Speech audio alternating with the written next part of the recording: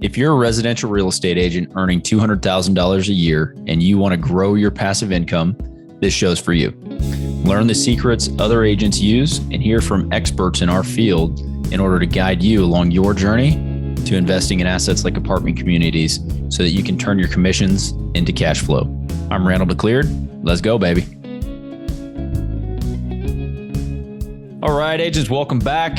I am Randall McLeod. It's great to have you today. I am pretty pumped for today's guest. We haven't talked much development on the show, and so I thought it'd be great to have a developer come on and talk to us about the development market, what it's looking like right now, and the types of returns that they are seeing or what they're working on. Just to give you an idea of what that investment opportunity would look like. And so I brought on Eugene Gershman. He's the CEO of GIS companies. They're based out of the Seattle area, the Washington area. And he's got a ton of experience. You know, he got started back in early 2000s, I believe. And so he was working with his dad through the great financial crisis. And then they came out of that and they were doing single family development, and they got out of that and they got into multifamily. And so that's really where they live now. They were doing custom homes and single family developments and that sort of thing. And around 2015, I think is what he said, they jumped into it. So we have a great conversation, just talking about his history, what he's working on, what he's seen in the market right now.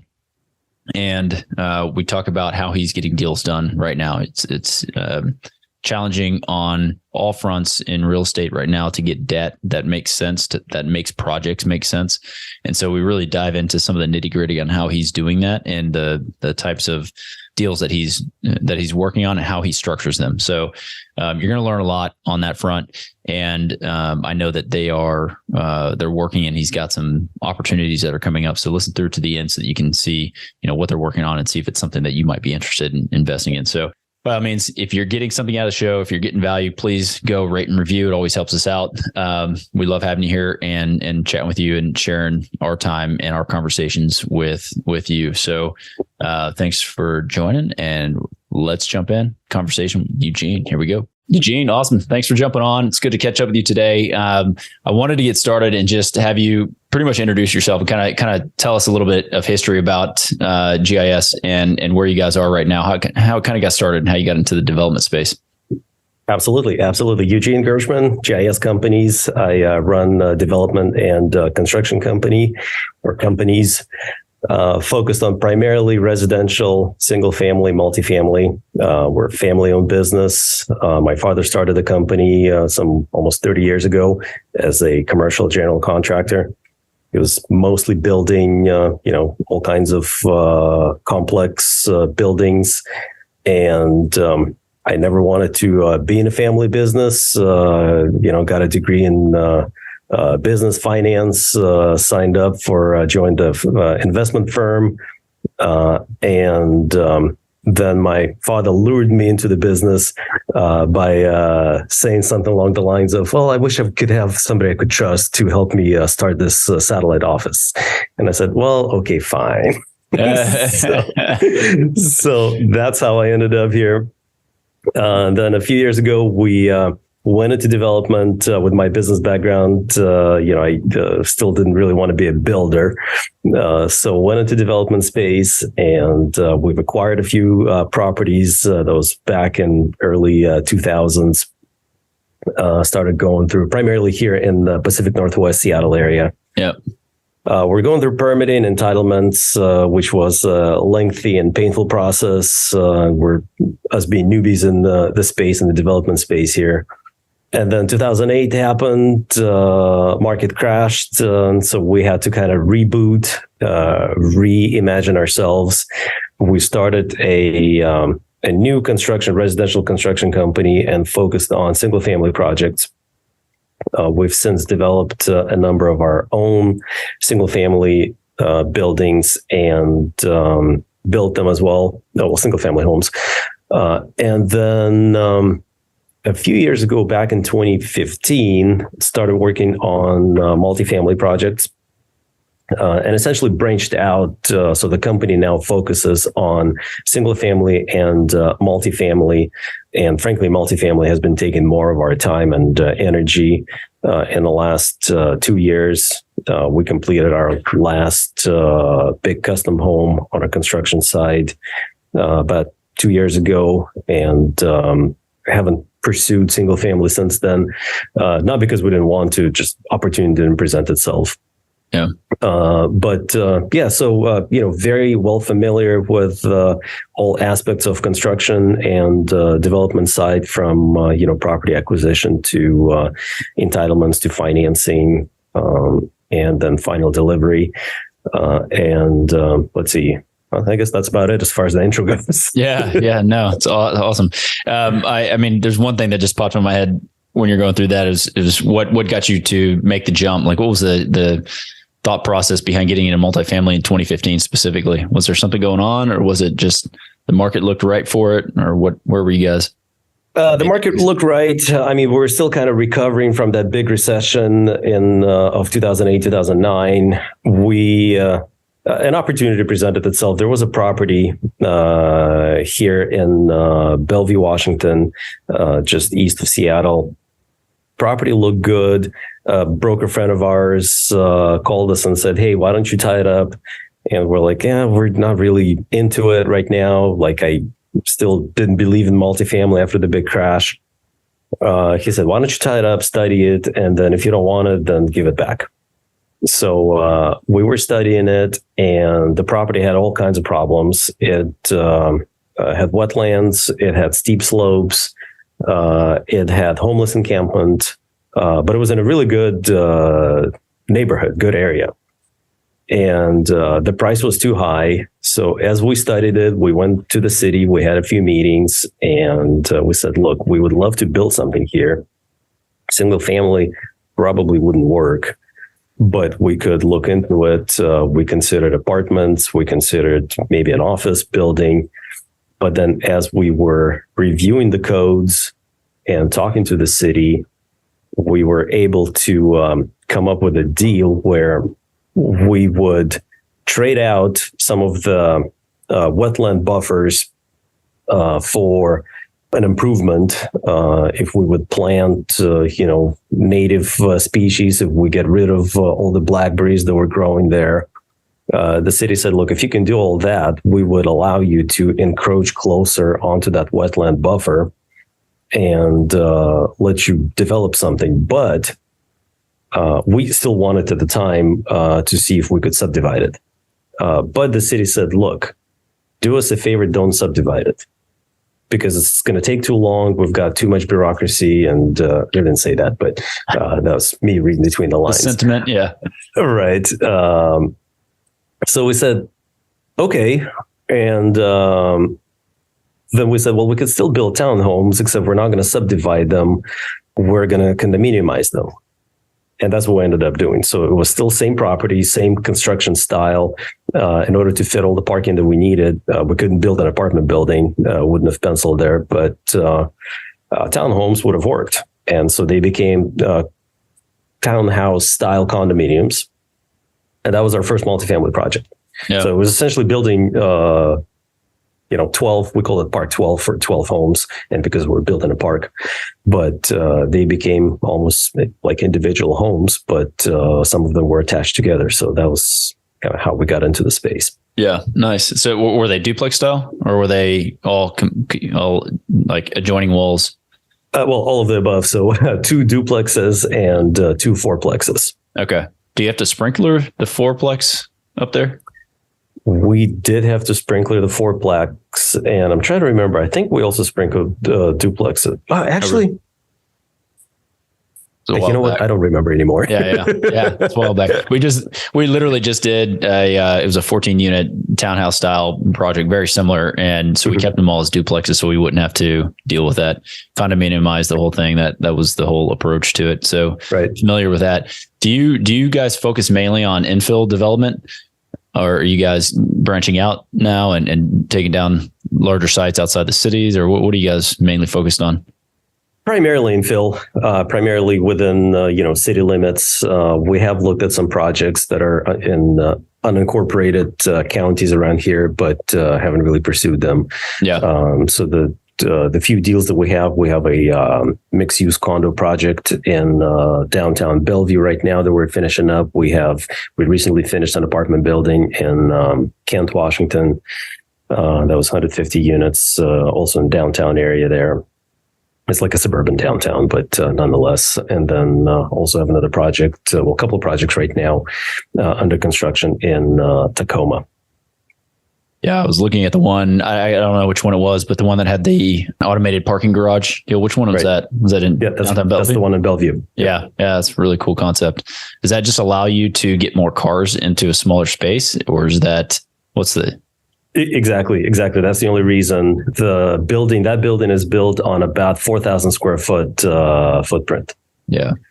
And so the only way to park 20 cars there, 21 cars, is to use that automated system. It's essentially a puzzle box type system where it's got 3 verticals. So in the space that normally would fit 3 cars, we can go 2 levels below grade and 2 levels above grade. Yeah. So it's basically a 3x4 matrix that would normally create 12 spots. We removed 2 so that we could move cars up and down, left and right. Yep. And so we've got 10 on each side of the drive aisle, plus 1 more ADA spot there. Yeah, that's really interesting. I'd be curious the numbers on that, on how.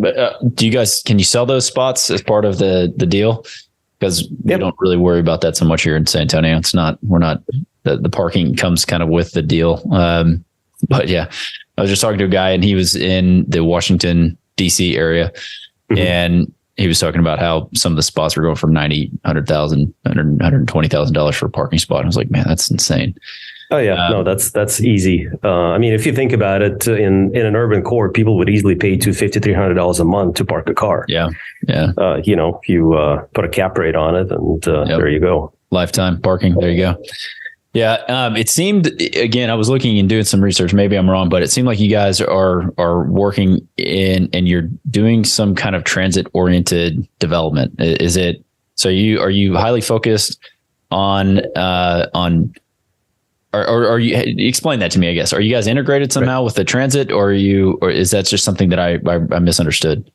Yes and no. We do like transit oriented projects for 2 reasons. One is building parking is expensive. Yep. And if a building is nearby a transit stop, train station, bus transit hub, we feel like we could reduce the number of parking spaces in the building. The idea being that people can hop on the train, get on a bus, and get to pretty much anywhere they need to go in the area. So that's been the main motivator. Like the building in Tacoma that we're working on, it's a 115 unit building with only 53 parking stalls. It seems like it's a very low ratio of parking to number of residential units. However, there is a commuter train literally right across the street from the building that goes up and down the coast from as far north, I believe, as Everett, Washington, and as far south as I can't remember. But anyway, it's long. But you get on that train. So if you live in the building and you happen to work in downtown Seattle, you hop on that train. It's about half an hour train ride. Yeah. With like 2 or 3 stops on the way.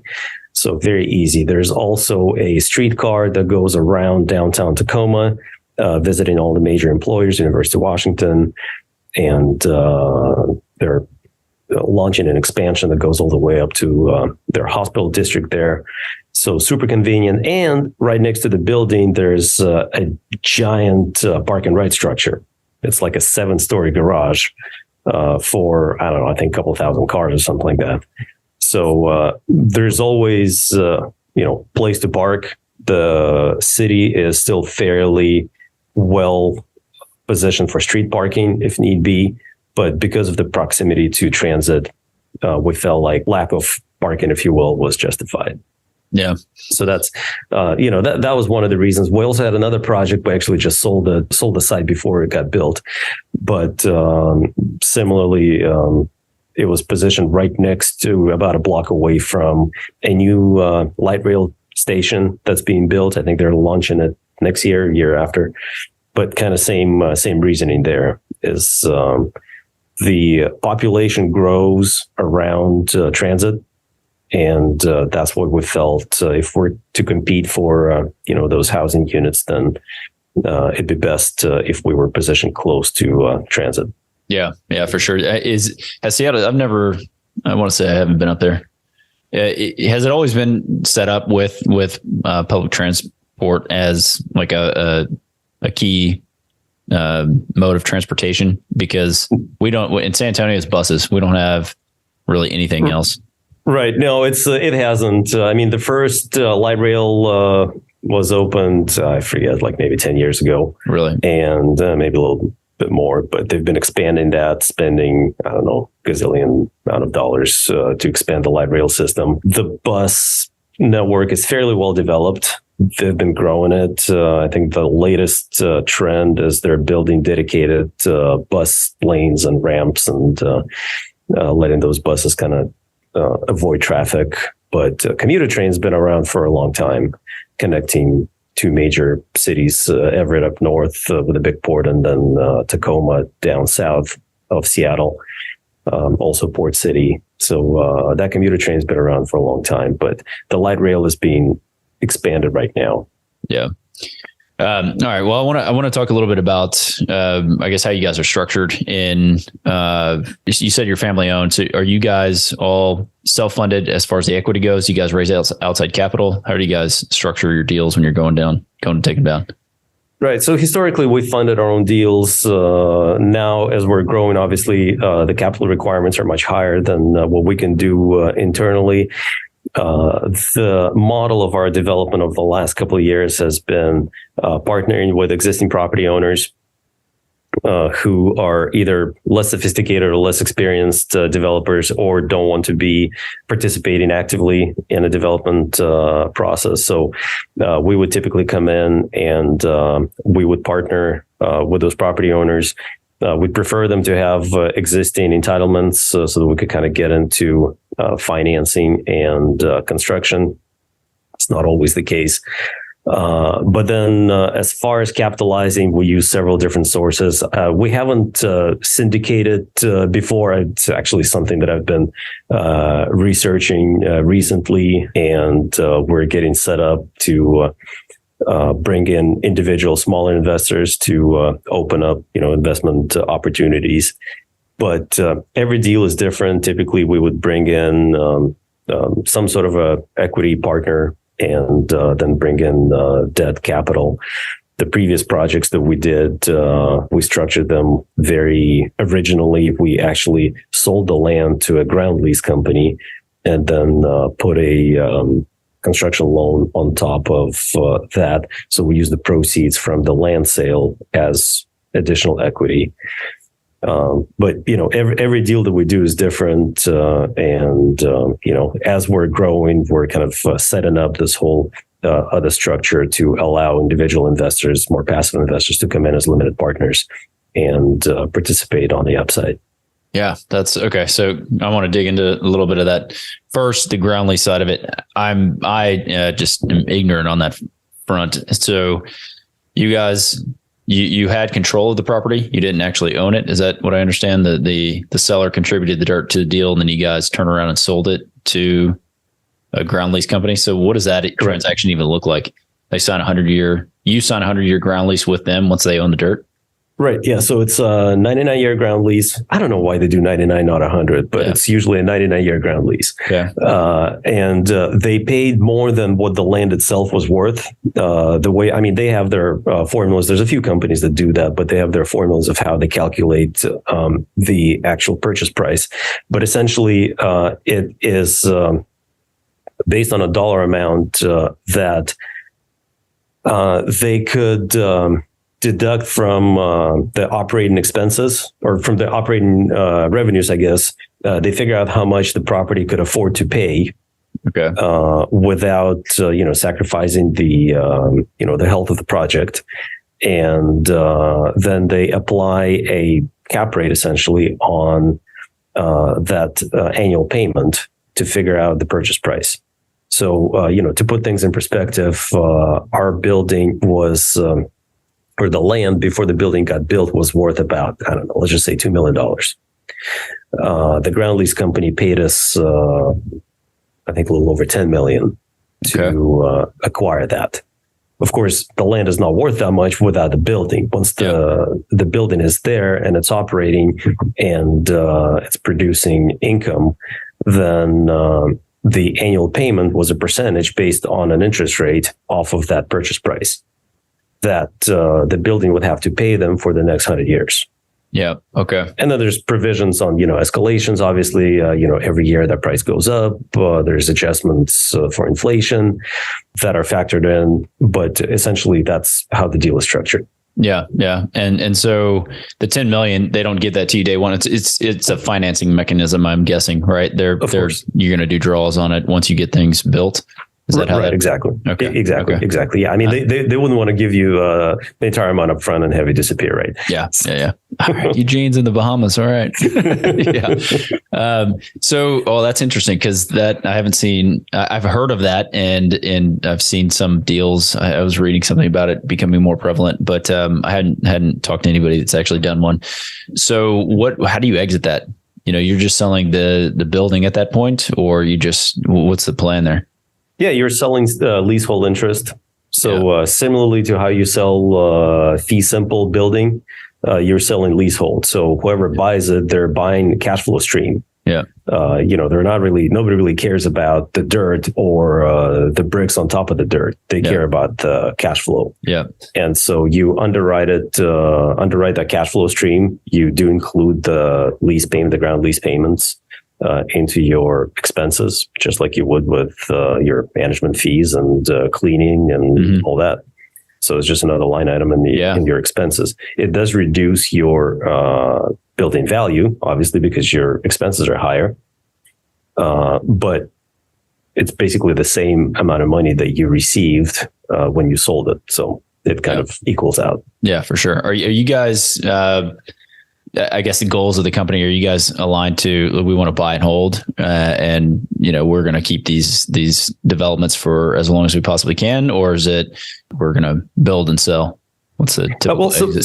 So we're a development company. Our primary interest is to develop and build a project and then figure out an exit path. Every time we approach a project, we'll look at it from the standpoint of that we're going to hold it for at least 10 years. Yeah. But it all depends on the economy. It all depends on how numbers look by the time the building's built and what other opportunities we have. And that's kind of when you evaluate whether you exit and sell it or hold on to it. Yeah. And then, so just, I guess, getting back, on your capital structure for these deals, typically you've said in the past, so you're going out and finding one or two. Is this like institutional money that you guys are going after? Or is it, a family office? Or is it just one connection you have in local markets where you're just saying, hey guys, jumping on this deal? Because you're not syndicating it. You're just going after one or two, I guess, in some kind of joint venture or partnership or something. Right. Well, so like for this next deal that we're working on, we have a small group of investors partners that are forming sort of our GP, general partners group. And we are soliciting institutional investors, family offices to supply. I guess I kind of equate family offices to institutional in a way. Yeah. To invest as limited partners. And I'm talking to a couple of co-GP groups that are able to supply additional, maybe even guarantees, help us spread the risk around. And then, some sort of debt structure on top of that. Yeah. Yeah. Got it. So on your developments, this is something I ask a lot. So like on the Class B value add strategy that's pervasive in the multifamily right now, or has been for a long time. I understand a lot of the return profile that people are looking at and offering, just because I see these offerings all the time. On the development side, I'd be curious asking you, what either I don't know what kind of offering you guys are having, if it's like a 506C or something where you can talk about it or not, but I'm just kind of curious what you're seeing on the development side, and then what type of returns developments are offering compared to, a stabilized property that you're buying. That's maybe a value add component. Yeah, it's funny. As I started researching this whole syndication model and started seeing what other companies are offering, the offerings are so different and they're spread out. I don't know I don't even know what metrics to use. One of the most popular that everybody's talking about is IRRs.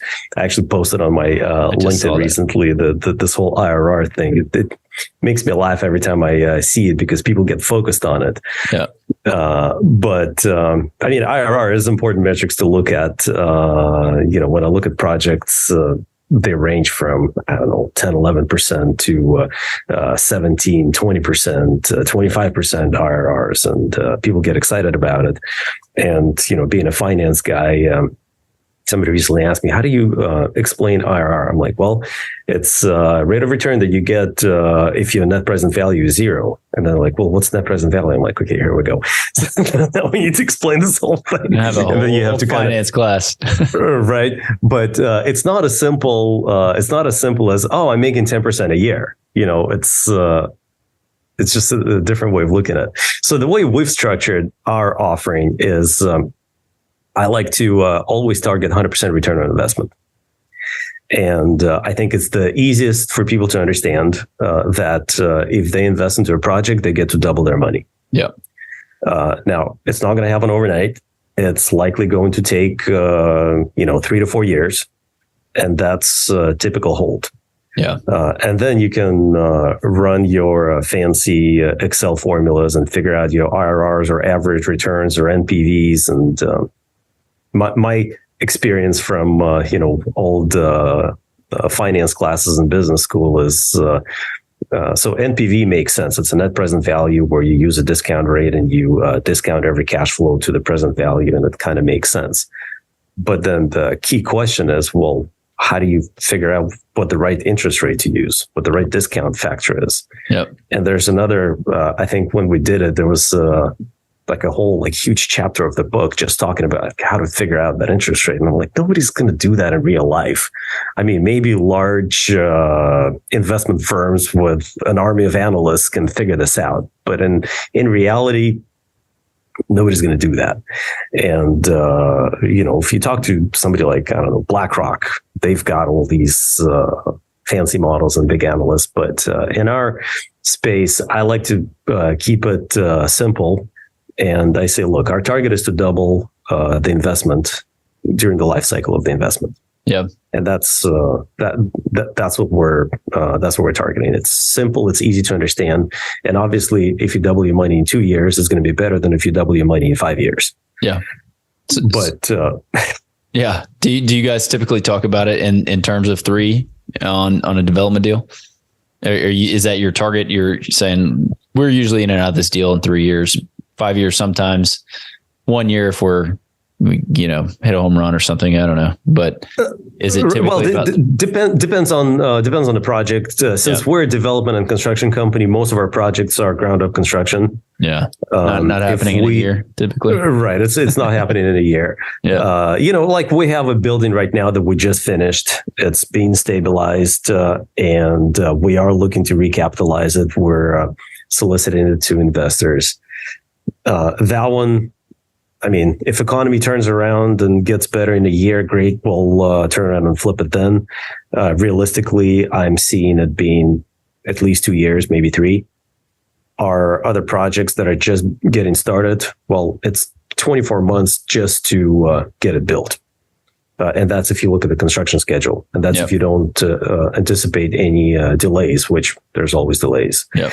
So, figure 3 years until the building is fully finished, 4 years until it's stabilized, realistically 4 to 5 years to exit. Yeah. So this is a question that I'm always talking about development. I mean, you're putting capital out. It's a long-term cycle for you. There's development fees, obviously, that you can charge to the deal that you're taking over time, but it's like an acquisition fee almost on some of these things. You're not living on it. It's not enough, I guess, to cover everything. And so you're waiting till the end to have a big pop. So you have to have a pipeline of deals that you're working on. Some are closing and selling. So how long did it take you guys to get that pipeline going? Or were you working? I guess you could supplement it with some of the single family custom homes that you guys were working on at the time. Like, how did that look for you guys? Or that was just never an issue? Or maybe it's a problem that you don't have or never had. Well, the goal of the development fee is to cover the overhead. It's not a profit center. Correct. But it has to cover the overhead. So if I'm working for the development company, I'm paying myself. Yeah. There's a paycheck that I write to myself every month and to my team. And the development fee has to cover that paycheck and the operations of the company. Yeah. I mean, normally it ranges from, 3 to 5% of the construction budget. And we typically front load the development fee a little bit because we are involved, at least the top principals are involved more heavily in the beginning during the development cycle, and then less so during the construction. And then the construction company, same thing. General contractor has a contractor's fee, or GC fee is what we call it. That's basically the profit of a contractor. Now, contractor also has their overhead budgeted in the construction cost. So similarly, the overhead and the daily operations of the construction company has to be covered by the project. Yeah. Otherwise, the company wouldn't survive. Yeah. And then what we do a lot of times, and what we offer to the property owners that we partner with, is we invest our construction company's profit into the project. And so I'm okay waiting to receive the profit from construction until the building is finished and sold, because I would get more profit by being an equity participant there. Yeah. Yeah, that makes sense. We're proud to be sponsored by Ridgeline Investment Group. Ridgeline has a track record of transacting more than $53 million in assets throughout Texas. Ridgeline is currently looking to acquire 100 to 200 unit Class B multifamily communities between 5 and 20 million in San Antonio, Temple, Waco, Tyler, and other Texas secondary markets. To learn more about Ridgeline Investment Group, visit www.ridgelineig.com. So what do you guys like? How many projects or how many units do you guys have currently either under construction or that you guys are working on or own, I guess? So let's see, one building is finished and 3 more are under construction. One of them, the Bellevue project with automated parking, is going to be completed here in the next couple months. We just released, actually haven't formally released them, but we're doing private tours of 2 of the units that are completed. And how many units was that? It's only 16. It's only 16 residential units and 2 commercial. Okay. So it's a boutique building. Downtown Bellevue, which is kind of like the affluent suburb of Seattle. It's where Microsoft headquarters. Well, technically Microsoft is in Redmond, but we've got Microsoft offices here. We've got Amazon moving into Bellevue, primarily from Seattle, and a lot of growth. Meta has their big offices here, so it's kind of this newer, bigger, wealthier neighborhood. Solid hub. And what are those units going for? Do you guys have a price point on them yet, or are you still waiting until that gets a little bit closer to launch? So we haven't released all the prices yet, but they're going to range from, I think from memory, about 600,000 to over 3 million. Yeah. Yeah. Nice. And can you fit amenities on that footprint? It's a small building, so our whole approach is rather than building out a gym and meeting rooms and all kinds of different facilities that a lot of people don't use. They like the idea of having them.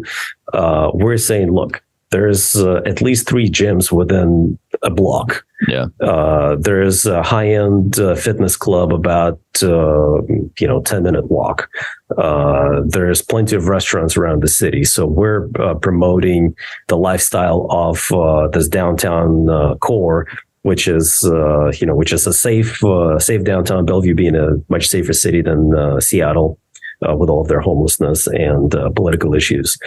But there's a park across the street from the building. There's a library, a huge public library across the street from the building. So we're touting the amenities of your immediate neighborhood.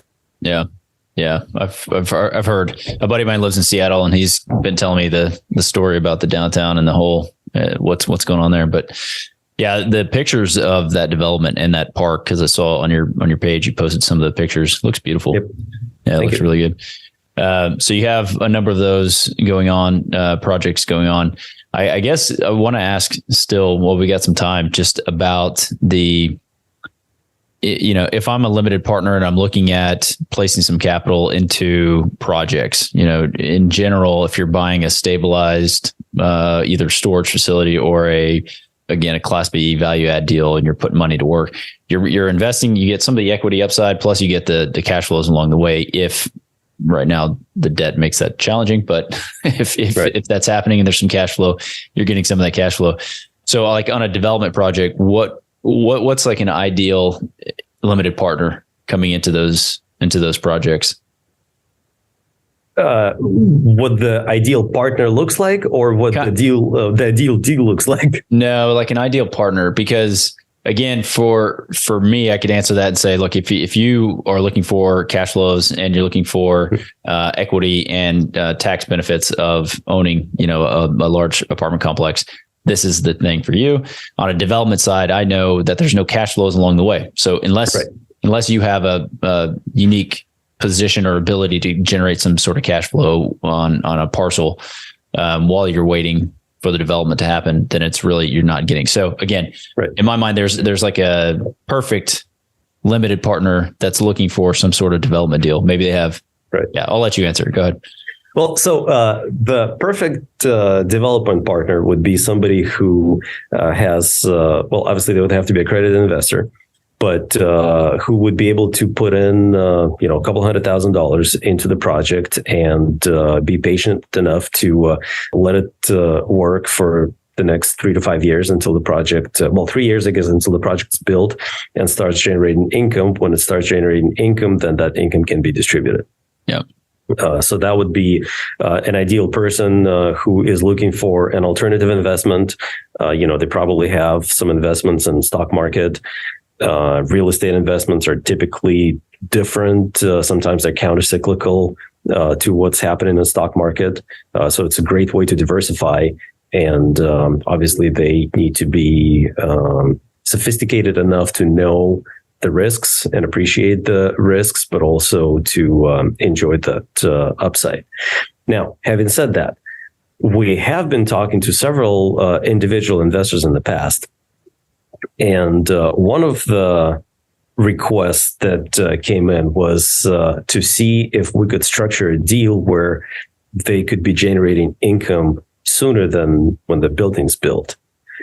And I've been actually studying that model. There's a way to get that done. Essentially, we would have to raise enough funds to put together an interest reserve of sorts, where we would be paying out interest ongoing to these investors. And that would be one way of showing that recurring income stream and distributing those funds sooner. Now, it is kind of a game, if you will, because yes, you are paying interest, but it's not real income. You're essentially borrowing money to generate income until the project is built. So it does have its drawbacks when you structure it that way. So we haven't done it. We haven't executed that structure yet, but we've considered it. Yeah, I think that would be challenging because the cost of capital just goes up.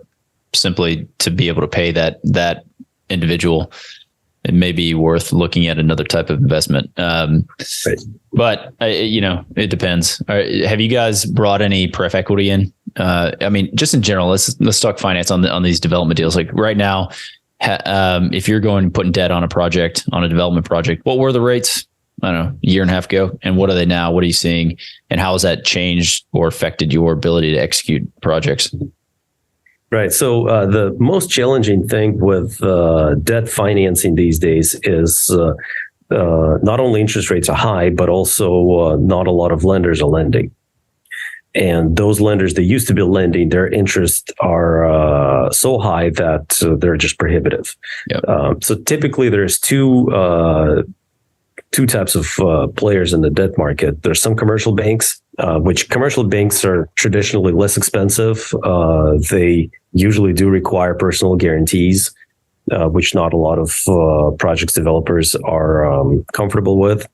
Then there are larger institutional, like life insurance companies that finance construction. They typically work with larger developers. We haven't been able to get a life co to finance any of our projects yet. And then there's been a lot of debt funds, which are essentially private lenders that loan. They're not hard money lenders per se, even though some of them almost act like that. But they are private lenders, and they just have expensive capital. Yeah. And those range, they used to loan from, I don't know, 8 to 12% interest. Today, they're between 12 and 15. Those are typically floating rates. They're usually SOFR based, and then they have a markup on top of SOFR. Some of the larger ones that we've seen is SOFR plus 9, SOFR plus 9.5. Yeah, which today SOFR is, I think, at 5%. So that would be pretty close to 15% interest, which would be prohibitive for most structures. Yeah. So how are you getting deals done? That's a question. It's hard. It's hard. It's hard. So it's a constant search for capital. Well, and another thing is your debt proceeds are getting reduced. Yeah. So in the past, if you could borrow, 70% of the cost, that'd be great. These days, you'd be lucky if you can get 55, 60% loan to cost. Yeah, I was wondering on that side as well, because it's gone down on some of the Fannie Freddie products that were the deals that we were looking at, but I just didn't know on bridge debt, we have seen the same. I think the last one I saw was about 12 and a half. Mm-hmm. And they went from, some of those guys were doing like 90%. Some were doing, 80%. It's just like crazy numbers. Right. But those have all dropped to 68 to 70 max is what I've seen lately for the stabilized. Exactly. Yeah, exactly. Well, and what they're doing on construction loans too, is they're sizing your takeout. So they're using agency takeout metrics to see what you can get out of when the building's done. Yeah. And capping your loan proceeds at that. Got it. Yeah, that makes sense. Yeah, that's interesting. So, again, I'm still like, how are you getting things done, man? I just like, what? So did you have these projects in the pipe before the rates started creeping up? Or is it just you're still finding a way to make things happen with the private lenders? It's just a lot of phone calls. It's a lot of conversations. It's a lot of fancy structures. Things that I've been researching recently is CPACE loans. Okay. I don't know if you're familiar with those. I honestly heard somebody talk about it the other day, but if you want to tell me about it, that'd be great. What is it? So I'm no expert in them, but my understanding is it's a loan program funded by, I think, Department of Energy. And there's a few private lenders that I'm guessing they get their funds from the government. Goal is to finance, sustainable, environmentally friendly buildings and to stimulate, this sustainable development. They could fund up to, I think, about 30% of the project cost. But and they're treasury based. So I think there's a markup over treasuries. So recently the interest rates on that were about 6.5%, 7%, if I'm not mistaken, on CPACE loans. Yeah. The trick with them is they are recorded similarly to property taxes. They are attached to your annual assessments. Yeah. And in that regard, they become superior to your senior lender. So not a lot of senior lenders are comfortable with that. Yeah, because senior lender wants to be in first position. The way that C-based companies are selling their product is to the lenders is, look, even though we are technically superior to your lien position, our loans don't come due in case of default. and they can be assigned to the next lender, or they can stay there and you can just pay us our monthly interest for as long as necessary. But in case of default, you can still foreclose on the loan and we can stay in the deal. You don't have to pay us off at the time. So I've seen some commercial banks and some private lenders accept that, but it's still, fairly new product. Interesting deal, because even if they took it back, they'd still be beholden to that. It's not like they could wipe that out, Right. That's, I didn't know that's how those worked. So you haven't used one yet? We haven't. No, we're actually talking to one of the companies right now to see if they could be a player in our next project. Yeah. And, we're right now going through modeling pro forma, and they're sizing their loan. But, still on a blended rate, it's less expensive than a debt fund. And that's kind of how we're looking at it, is we could blend it with a debt fund. So we could maybe pay 12% to the senior lender, 7%, let's say, to a CPACE company, and then supplement that with pref equity, LP equity. Yeah. It's still expensive these days. I mean, it's not like 3 or 4 years ago. You can get projects funded with. What are you seeing on pref equity then? Like on a development? Because recently I saw this isn't recently. Sorry, this is 6-7 months ago. It was like an 8 to 9% on pref equity, and then I saw another one the other day, and I don't know if they just had this deal. They had the guy buy the short hairs. It was like, but I think they were coming in at 15% or something on pref equity. I was like, wow, that's a massive increase. So I don't know if that's the same, what you're seeing, or there's such a widespread. Yeah. It honestly depends on the company. And usually if the interest rates are low on pref equity, and pref equity is also, I mean, some of it acts like LP, some of it acts like mezzanine. Yeah. So it depends on what the structure is like. And, terminology is blurred here. You actually have to look at how it's structured. But I mean, I've seen it range to 15, 17%. I've seen it as low as 7%. And then some require payments in real time, and then they accrue the rest of it. So, they might ask for 15%, but you have to pay like 7 now and then accrue the rest. Yeah. And in that regards, they are almost like an LP capital. So it's all over the place. It's all over the place. There's so many different companies, and there's so many different caveats to the terms that you kind of have to read through the entire agreement and understand it. And it makes it complicated, because you can't just compare term sheet A with term sheet B on the surface. You kind of have to plug in the numbers in your model and see which one works best for you. Yeah, for sure. All right, we're getting close to the end. I just want to ask you about what are you most excited about right now in the real estate space? Kind of wrap it up with some positive energy here. What am I most What's excited happening about? next? Yeah. Well, interest rates are still going up. Real estate prices are going down. Honestly, what I'm excited about is I'm almost kind of hoping for a recession or slowdown, just because I'm hoping for construction costs to come down a little bit. Yeah. I'm already seeing subcontractors calling and asking for future work. I'm seeing projects being canceled because developers can't either get their projects to pencil with interest rates and construction costs. So I'm actually excited to see some declines in. I don't see materials coming down in price. Even if our inflation gets stabilized here, I don't think materials are going to decline in price, but I do see labor coming down a little bit, subcontractors maybe taking less profit, so that we could start building again. Yeah. And kind of repairing that balance between the values, exit values, and actual cost to build. Yeah. So I heard something the other day, and don't want to go down this rabbit hole too much, but there's a stat that the majority of contractors working, at least in the single family space, have aged out almost, and we're not replacing them with younger, the 20-year-old on the job site type guy. Right. It's the 50-year-old guy who's, 40-year-old guys who are, getting close to the end of their working lives. And so that's also keeping the prices high because there's less of them. So I don't know if you're seeing that or if that's something that you guys considered, because that may just completely wash out the need for a reduction in the price of labor.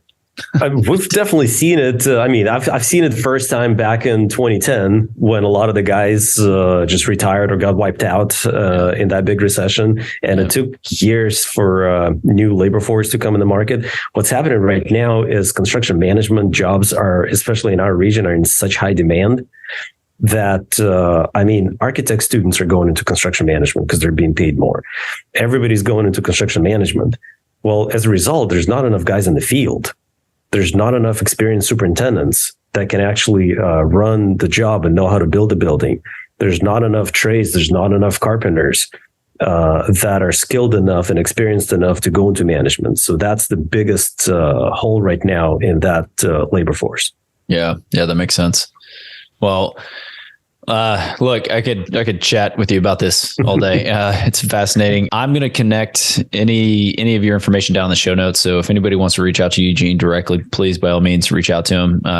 As you can tell from this conversation, it's a wealth of knowledge. Sounds like you have some things coming up that are some investment opportunities.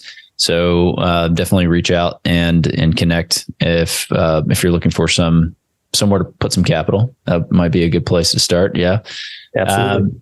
But yeah, again, thanks for jumping on. I usually ask some questions sometimes. So I'm going to ask them of you just because I'm curious. We didn't really get into too much about Eugene. So what's your favorite pastime not related to your work?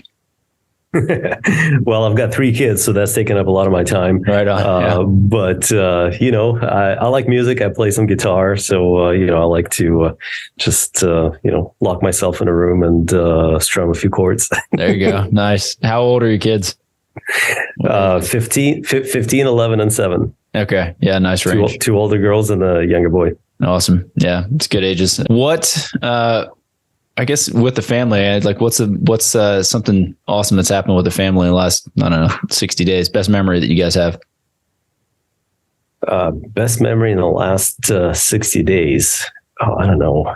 Well, 2 of my girls are playing music. They're going to School of Rock. And so we just had last weekend, we had their final season show at Hard Rock Cafe Seattle. So that was a cool venue. And, we saw them play music of Stevie Wonder. So that was kind of cool. Awesome. That was probably the highlight. Awesome, man. That's very cool.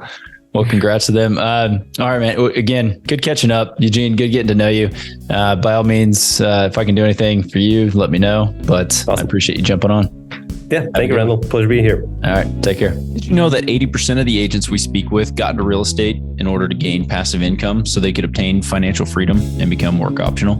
If you want to stay up to date, the best way is to make sure you're subscribed. So if you haven't done that, go ahead and do it now. We'll catch you on the next episode.